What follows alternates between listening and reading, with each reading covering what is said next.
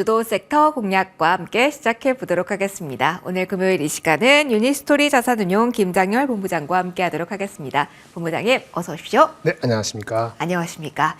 자, 오늘도 주도력을 가진 섹터에 대한 고민을 해보도록 할 텐데 먼저 이게 궁금합니다.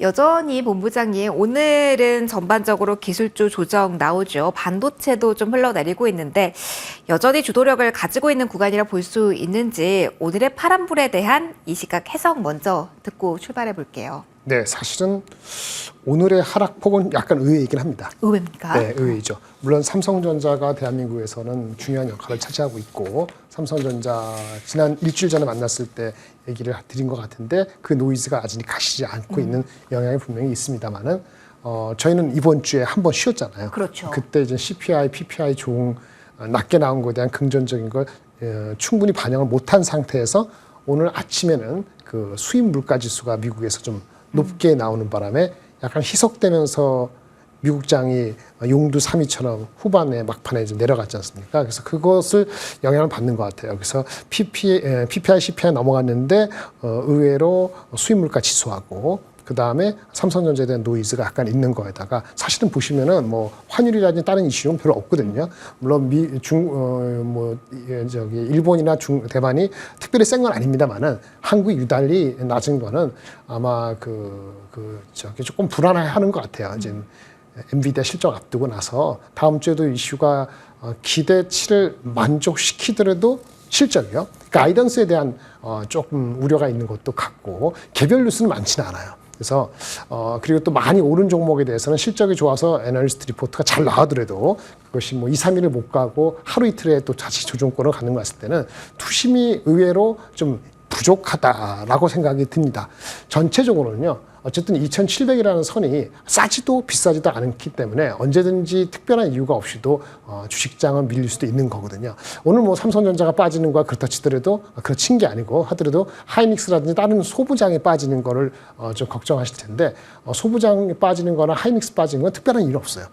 그저께 그 리노공업이 또 엄청 많이 빠졌는데 어저께요. 그것도 사실 뉴스는 없거든요. 실적 좀 보시는 분들은 안 좋았다라는 평가를 실적이요? 네네. 실적도 그 정도 사실은 실적보다는 밸류가 싸지 않다고 느끼는 부담감이 있었다고 보시면 될 것 같고요. 하이닉스도 역시 혼자 가기에는 밸류가 아주 편하지도 않다 이런 생각을 가질 텐데 이 역시 다음 주에 엔비디아의 가이던스에 따라 갖고 손바닥 뒤집기 바뀔 수도 있기 때문에 이 주가 레벨에서 이제 후퇴하는 것이 맞는지는 좀 다시 한번 곰곰이 생각할 필요가 있다. 특별한 뉴스가 악재가 있었다는 건 저는 오전에 타방송 하면서 또 이렇게 뉴스는 특별히 체크를 못했는데 또 오르는 종목은 또 오르는 종목이 있거든요. 그래서 이것이 약간 순환매, 좁은 테두리 안에서도 HBM이냐 대형주냐 아니면 소재주냐 그다음에 일반 장비주냐에 따라 갖고 순환매가 빨리 일어나는 것 같은데 순환매하면 전체적으로 매수가 올라가야 되는데 전체적인 그 매기는 힘이 붙인 상태에서 순환매 되는데 결국 내려가는 이러한 패턴이 오늘 전개되고 좀 안타깝긴 한데요. 다음 주에 엔비디아 실적까지 가이던스까지 봐야지 이 진상이 삼성전자의 노이즈에 대한 진상과 함께 좀 클리어해주고 좀 구름이 좀 클리어해져야지 이것이 좀 알 것 같고요. 지금 현재로서는 원인 규명이 딱히 뭐라고 말씀드리긴 어려운 상태이죠. 일본하고 중국, 대만을 보고 중국을 보더라도 중국 지표에 의한 것도 아니니까 단지 또 그 반도체만 빠지는 것도 아니잖아요. 그래서 전체적으로는 오늘 뭐 HLB라는 다른 주식에 대한 센티먼트가 안 좋은 것도 있습니다만은 투심이 굉장히 생각보다 약하다. 2,700 넘어가니까 이렇게 그 결과를 보면서 해석을 드리는 것밖에 현재는 달리 드릴 말씀이 없는 것 같고요. 덜 오르거나 아니면 덜 관심이 많았던 종목 중에서 실적이 괜찮은 거 이건 오라요. 그러니까 덜 오른 거, 덜 관심이 있었던 거. 근데 그런 종목들 어떻게 하죠? 보통 작은 종목들이란 말이에요. 그러니까 시장의 전체적인 분위기를 끌어올릴 정도는 그쪽에 매기가 가더라도 겉으로는 안 보이는 거죠. 하이닉스 빠지고 삼성전자 빠지고 한미반도체 빠지면은 전체적으로는 뭔지 모르지만 좀 억눌렸다라고 볼 수 있습니다. 그러면 삼성전자에 대한 노이즈, 엔비디아의 가이던스 이야기는 조금 더 해야겠지만 그럼 이것만 짧게요. 본부장이 오늘 특별한 악재가 없다라는 점을 가정한다면 네. 반도체 보유하고 싶다, 네. 비중 늘리고 싶다라고 생각하셨던 분들에게는 기회다라고 그럴 말씀드릴 수 있을까요? 근데 그 얘기는 한데 네. 종목을 어떻게 보느냐가 중요할 것 같아요. 좀 길게 보느냐 짧게 보느냐 자꾸 그러는데 오늘 사서 오늘 먹겠다는 개념이 아니고 오늘 사서 뭐 3주, 한 달을 보겠다 이런 개념으로 간다면은 저번에 말씀드린 것 같은데 소재주가 좀 편하고요. 그다음에 실적이 확실히 나온 주식들. 그러니까 실적이 업그레이드 됐다 그러죠. 원래 레벨이 100이었는데 이것이 뭐 105, 110 나온 게 아니고 레벨이 뭐 130, 150 이렇게 나오는 거죠. 그러니까 실적의 서프라이즈 정도가 이 예상을 초과하는 그런 종목에 대해서는 주가 가다가 눌림목이 나올 때 있지 않습니까? 그런 종목은 분할 매수해도 괜찮은 거죠. 그는 입증이 됐기 때문에 그런 종목은 소재군 HBM과 관계없어요. 네. 예를 들어서 뭐 얼마 전에 이제 이스페타시스라든지 이런 실적 발표된 거라든지 뭐 그런 거 같은 경우는 사실은 실적이 입증이 된 거죠. 왜? 항상 프로덕트 믹스 때문에 마진이 어떻게 나갈지 궁금했는데 상당히 잘 났단 말입니다. 그거는 왔다 갔다 할 수는 있지만 방향성이 다시 뭐 밑으로 내려간다고 볼 만한 정황은 별로 없는 거죠. 예를 들어서 뭐 한미반도체 같은 경우가 있으면 한미반도체 대타는 아닙니다만 작은 종목 중에서 새로운 HBM 향으로 들어가는 예를 들어서 리플로우 장비를 한다. 그럼 그거에 모멘텀이 있는 STI 이런 종목들은 눌림목에서 어느 기회를 보는 것도 나쁘지 않다고 보여지고 전통적으로 소재주에서는 원익 QNC라든지 이런 종목들도 조정받을 때 꾸준히 매수할 수 있는 종목 중에 후보군 중에 하나 아니겠나 이렇게 바라보고 있습니다. 동진 세미캠까지 그러면 같이 봐도 될까요, 본부장님? 네, 그렇죠. 근데 동진 세미캠은 다만 이런 게 있어요. 동진이나 원익의 가장 큰 사람들의 단점은 뭐냐면은 삼성 비중이 많다고 생각해서 삼성을 묶어서 생각하는데 사실은 그 HBM 관련돼서는 동진 세미캠은 관계없어요. 삼성전자 동진 세미캠이 들어가는 게 아니고 관계없어요? 네, 하이닉스에 들어가는 CMP 슬러리가 일부 있다는 거기 때문에 사실은 관계없고요. 원익 QNC는 그 소재주인데 HBM에 특화되지는 않은 거기 때문에 이거 역시 사실상 관계는 굉장히 약해요. 근데 사람들이 이제 그렇게 인식을 할 수 있는 거죠. 그러니까 원익 QNC하고 원익 IPS는 다릅니다. 원익 IPS는 전공정 장비이기 때문에 그런 투자를 본격화해야 되는 거고 가동률 높아져서 올라올 수 있는 원익 QNC하고는 약간 퀄리티가 다르다고 말씀을 드릴 수 있겠고 동진도 마찬가지 케이스라고 할 수 있는데 커버를 하는 애널리스트가 많지 않다는 거, 동진은 아예 없다는 것이 가장 큰 단점이 될 수 있죠. 그게 단점이 만약에 신규 커버 리포트가 나오면 그 영향력도 한번 생각을 해봐야겠네요.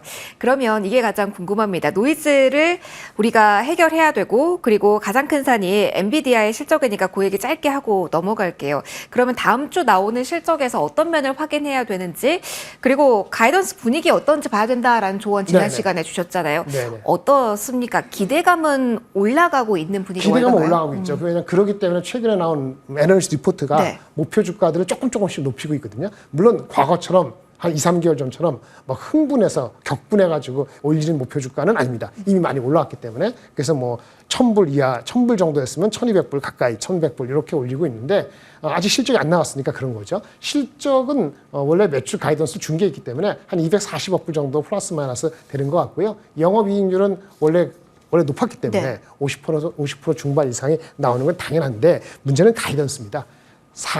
5월, 6월, 7월 달 지금 분기 들어갔죠. 이번 분기에 대한 가이던스가 당연히 매출이 작년에 그 5월, 6월, 7월 때 높아지기 시작했기 때문에 성장률이 2, 3, 4보다는 좀 둔화될 소지가 있거든요. 아닐 수도 있지만은 그거 문제가 있고 혹시 2, 3, 4 실적이 나왔는데 약간 부합의 정도 서프라이즈가 아니고 부합 정도 나오면 오히려 실망할 수가 있어요. 근데 그 원인에 대해서 얘기할 때 원인이 우리는 수요가 이렇게 130인데 출하량을 100밖에 못했어 라고 얘기를 한다면은 그 원인은 TSMC의 캐파가 부족하다든지 코월스 아니면 하이닉스의 그 HBM 캐파가 가동이 덜 됐다든지 이런 적절한 설명이 나오면은 그나마 인식이 될 텐데 그 설명의 뒷받침이 덜 되거나 그 캐파 부족한 것이 이번 5, 6, 7월 달에도 연결이 된다라고 생각을 하면은 성장률이 아무래도 둔화되겠네 이렇게 생각을 할 수 있는 거죠. 사실은 어저께 그 기사 중에 일부 나왔다가 들어간 중에 하나가 하이닉스가 그 TC 본도를 내재화시키기 위한 다른 파트너를 해서 내재화하려고 하는 움직임이 구체화되고 있다 이런 얘기가 시장에서 흘러나왔는데요. 그 진위는 정확히 모르겠습니다만 그런 얘기가 나온 것도 기존의 HBM3 지금 만들고 있는 거 앞으로 만들려고 하고 있는 HBM3로 이전하는 과정에 캐파를 충분히 극대화시키기 위한 노력의 일환이라 보거든요. 근데 그런 거에 대해서 노력의 일환이긴 한데 그게 노력이 아직 발현된 게 아니기 때문에 그 결과적으로 이게 엔비디아의 요구하는 수량을 못 맞출 수도 있다는 얘기예요. 그러면 결국 엔비디아가 결과적으로 출하가 덜 됐거나 그러니까 기대하는 110인데 100밖에 안 됐거나 아니면 기대한 거 했더라도 지금 5, 6월, 7월 달에는 빨리 안 오른다. 이렇게 되면은 사람들이 굉장히 까탈어졌기 때문에 그로스 성장에 대한 그로스 레이트에 대해서 굉장히 까탈어졌다는 것이 목표 주가를 더 올리는데 조금 힘에 겨운 느낌이 있는 거죠. 그런 눈치 빠른 그런 투자가들이라면은 한국도 그럼 비슷하게 될 수 있지 않을까라고 계속 의심을 하는 거거든요. 그러면 하이닉스하고 한미반도체가 가장 이 HBM에서는 가장 수혜를 받는 게 분명함에도 불구하고 그동안 올라오는 그 각도에 봤을 때는 좀 쉬어갈까라는 공감대가 되면 실적이 웬만큼 나와서도 주가가 폭발을 못할 가능성이 있죠. 그런 거를 이제 오늘 금요일 날 쉬니까 좀 미리 반영을 한 거 있을 수도 있는 거고요. 어쨌든 IT의 반도체는 조금만 매크로에서의 금리 인하 여부에 왔다 갔다 하는 건데 그 9월달 금리 인하가 75%다, 67%다. 거기에 따라서 일입이 한 측면이 없잖아 있기 때문에 그런 것도 결합이 되다 보면은 엔비디아 실적을 앞두고서 앵커님 질문하신 거에 240억 불이건 57%건 그것만 가지고 단순하게 이렇다라고 말씀드리기 어려운 그런 형국입니다. 그러면은 복잡하네요. 엔비디아가 어떻게 설명을 해야 되는지까지 우리가 확인해야 되는.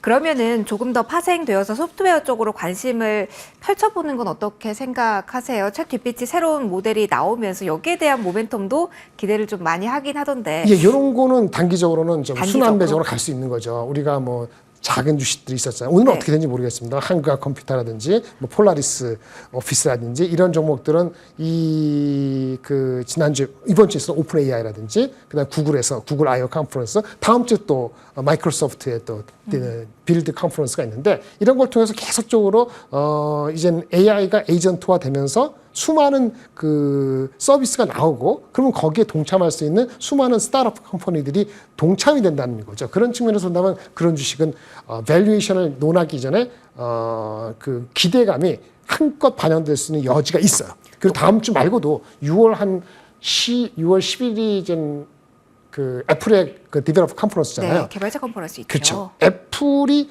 구글하고도 하고 오픈 AI하고도 하고 그렇잖아요. 그러니까 마이크로소프트의 오픈 AI를 해가지고 그거를 또 휴대폰에 넣을 수도 있고 지금까지 한 것처럼 이제 구글하고 해가지고 또 AI를 자기 시리에 얹히는 게 두 개 다 얘기가 되고 있기 때문에 네. 과연 애플 입장에서는 어떻게 보면 AI를 쇼핑하는 사람이거든요. AI 샤퍼가 어떻게 결정해 주느냐 하는 것까지 기대감이 가니까 길게 보면 다음 달 한 6월 초반 디벨로퍼 컨퍼런스까지는 관련되는 그런 주식들은 개별적으로는 관심이 계속 받을 수 있다. 이렇게 볼 수 있습니다. 오늘 시세가 약하게 나왔지만 6월 애플의 이벤트까지 보자라는 이야기 해주셨습니다.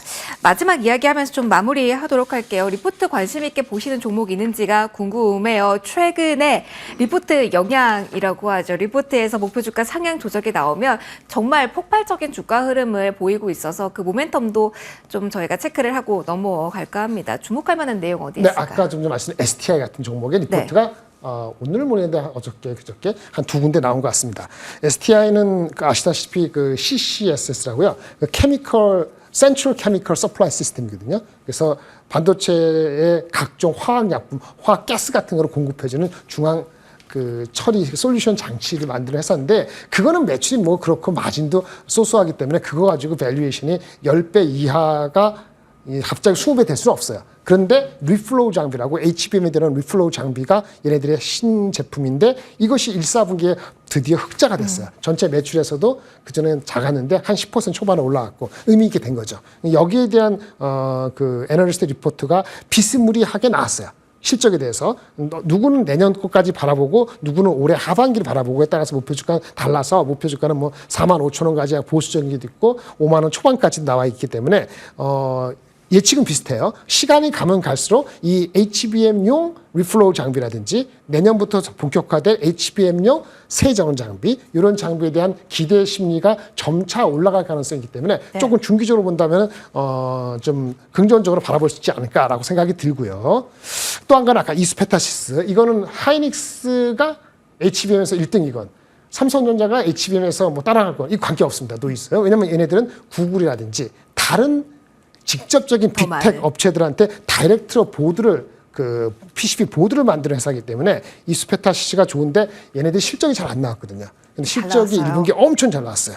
그런데 그게 실적이 그 프로덕트 믹스로 인해서 프라이스가 높아지는 거거든요. 근데 프라이스만 높아지는 게 아니고 향후 한 3개월에서 한 6개월 지나면 올해 연말쯤 되면은 캐파가 증가되는 효과가 나타나기 때문에 그 효과까지 바라본다면은 투자 목표를 내년도 상반기로 바라보신다면은 접근 가능한 거고 만약에 단기적으로 1분기 실적만 생각하면은 지금 주가에서는 약간 눌림목을 더 기다려야 되고 그런 이슈에 있는데 애널리스트의 두 군데가 기본적으로 갖고 있는 매출의 추정은 비슷해요. 근데 목표 주가가 5만 원에서 6만 원까지 있기 때문에 지금 주가에서는 많이 빠지면은 접근할 수 있다. 이렇게 말씀을 드릴 수 있겠고 맨 마지막으로는 이건 산업 리포트인데 이베스트 증권에서 도쿄 일렉트론이라는 일본의 중요한 회사가 있는데 얘네가 식각 장비를 특수하게 아주 저온에서 좀 특색이 있는 극좋은 식각 장비를 만들게 되는데 이것이 결국은 한국에 관련된 회사들이 잇따라서 리포트를 쓰신 게 있는데 관련돼서 하나 머티리얼즈, FST, 유니셈을 언급하고 있는데 이것도 한번 20페이지 내는데 주말에 한번 읽어보시면은 조금 중기적으로 볼 때 이 주가가 많이 올라갔기 때문에 조금 내려오면은 관심 대상의 리스트 중에 포함될 수 있지 않을까라고 생각합니다. 주말 동안 공부해야 될 내용이 많겠네요. 반도체에 대한 이야기 주도 섹터 공략에서 해봤습니다. 지금까지 김장렬 본부장과 함께했네요. 본부장님 고맙습니다. 감사합니다.